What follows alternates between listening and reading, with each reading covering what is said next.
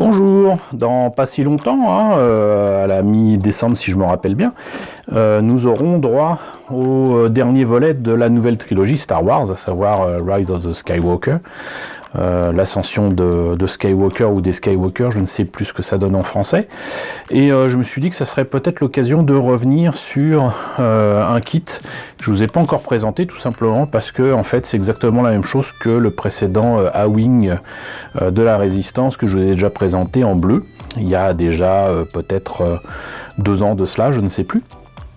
Et je me suis dit aussi que ça serait l'occasion d'en remettre une couche sur cette collection de maquettes de Revell que j'aime bien, qui est la collection, la gamme Build and Play, qui, pour ceux qui ne connaissent pas, est une gamme de maquettes qui se construit assez facilement, qui a du son, qui a de la lumière, et qui peut se faire à tout âge. Ces kits, cette gamme de kits de Revell a commencé à débuter avec le premier volet de la nouvelle trilogie Star Wars, donc à savoir le réveil de la force, et déjà à cette époque là on avait eu droit à quelques excellents kits. Moi je les trouve d'ailleurs bien meilleurs que les grands kits qui avaient été sortis du X-Wing de la Résistance par exemple. Pareil pour le TIE Fighter du First Order, même s'il manque quelques détails, le côté lumière et son c'est quand même assez sympa. Donc si je ne me trompe pas, ça fait quand même déjà 4-5 ans qu'on a cette gamme de kits. Si jamais d'ailleurs vous cherchez par exemple le Faucon Millennium que je vous présente depuis les débuts de la chaîne, donc depuis 4 ans, je vous rappelle que vous pouvez en trouver, en tout cas moi c'est le cas, dans la boutique de Foirefouille, magasin qu'on trouve souvent du côté des Leclerc. Moi en tout cas j'ai un magasin Foirefouille qui en a quantité, hein. Il y a encore du X-Wing, du TIE Fighter, du Faucon Millennium, et je vous les recommande parce que si au départ c'était un peu cher, entre 20 et 25 euros, bah à Foirefouille c'était 15 euros, et puis à Action, rappelons quand même qu'à Action c'était à peine 7 euros, donc voilà. Quoi qu'il en soit, donc voilà le A-Wing de la Résistance. Pas grand chose à dire au niveau de la boîte, hein. On a rien du tout sur les côtés, et à l'arrière on n'a que ça. Donc ça indique les pièces qui sont présentes, le fait qu'il y ait de la lumière, qu'il y ait un pilote, c'est important, même si là il est peint.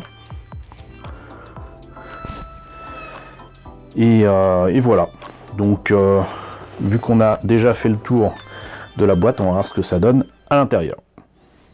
Il me faut d'ailleurs vous montrer ce que ça donne, hein, parce que vous connaissez peut-être pas tous, mais c'est des kits avec des pièces qui sont déjà dégrappées. Voilà, vous voyez ce que ça donne. Donc soyez pas étonnés, pas de grappe, pas de travail de dégrappage, et des modèles pré-peints, en tout cas de meilleure qualité que ce que Revell nous avait habitué avec Clone Wars. Vous voyez que là c'est quand même nickel, et je trouve quand même que d'ailleurs la première impression, le rouge un peu tuile de ce A-Wing est magnifique, j'aime beaucoup, avec la notice donc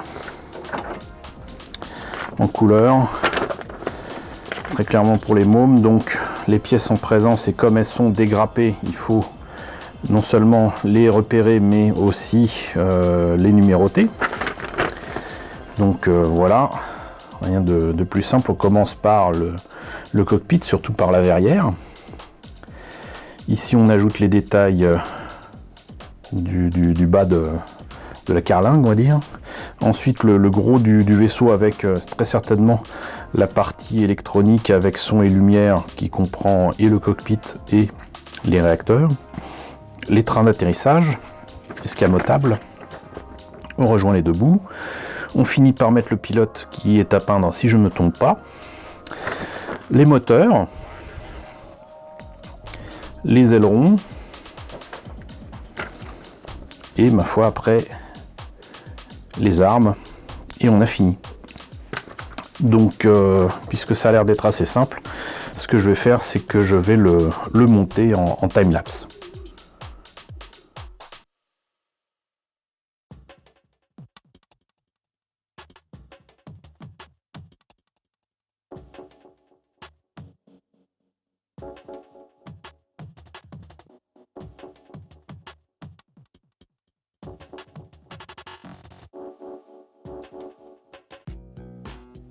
Et bien voilà, c'est terminé.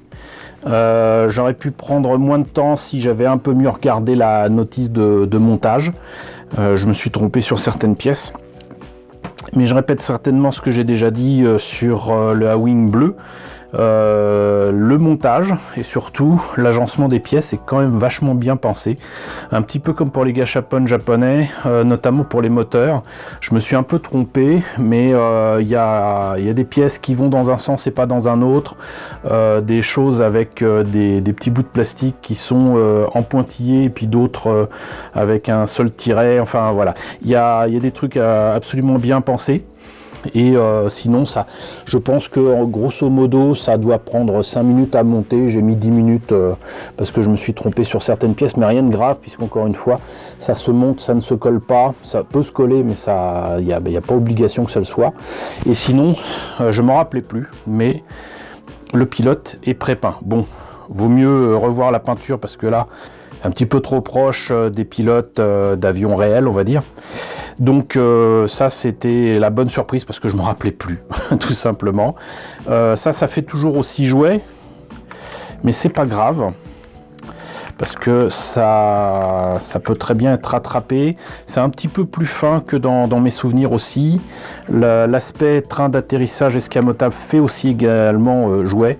Mais ce qui est formidable, c'est que franchement, il a de la gueule ce truc. Et voilà ce que ça donne quand vous faites marcher le son et lumière.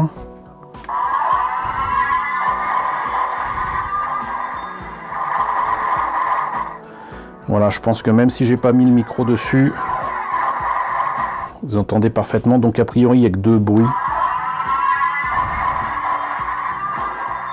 Voilà. Et d'ailleurs, je vois que j'ai mal appuyé effectivement sur ce coin-là. Parce que sinon, en fait, le bouton se confond avec ce détail ici. Voilà, là, je l'ai correctement appuyé, vous voyez. Et ça rend très bien. Et donc, c'est tel quel. Déjà, moi, je trouve que ça rend vachement bien. Donc, le truc, c'est de savoir qu'est-ce que ça donnera une fois que ça sera amélioré avec un peu de panel lining ou quoi, ou même une peinture de base. Je pense que sincèrement, ça peut donner un très beau kit. Voilà, donc il faudra juste penser à ne pas peindre évidemment les parties transparentes, la partie transparente à l'intérieur des moteurs et les parties qui sont éclairées dedans. Mais sinon, moi franchement, pour moi encore une fois, je le savais déjà avec le modèle bleu, mais le modèle rouge me le confirme. C'est un excellent kit et une excellente addition à votre collection de maquettes Star Wars éventuelles. Voilà, et si je vous ai présenté ça, c'est aussi parce que dans les bandes annonces, on voit très clairement que les A-Wing ont une belle place dans le prochain film. Donc voilà, jetez un petit coup d'œil sur cette maquette, franchement, vous le regretterez pas. Voilà, donc bah écoutez, n'hésitez pas à me dire ce que vous en pensez dans la section commentaires, n'hésitez pas à liker, n'hésitez pas à partager, n'hésitez pas à vous abonner si ce n'est pas déjà le cas. Coucou aux nombreux abonnés qui nous ont rejoints ces derniers temps. Coucou aux grands anciens qui me suivent désormais depuis 4 ans. Merci à tous de votre fidélité, merci à tous surtout de votre soutien sur PayPal et sur Tipeee. Je vous laisse d'ailleurs avec la liste des contributeurs de la chaîne et je vous dis donc à très bientôt pour la présentation d'une nouvelle maquette Star Wars. Coucou Doikim.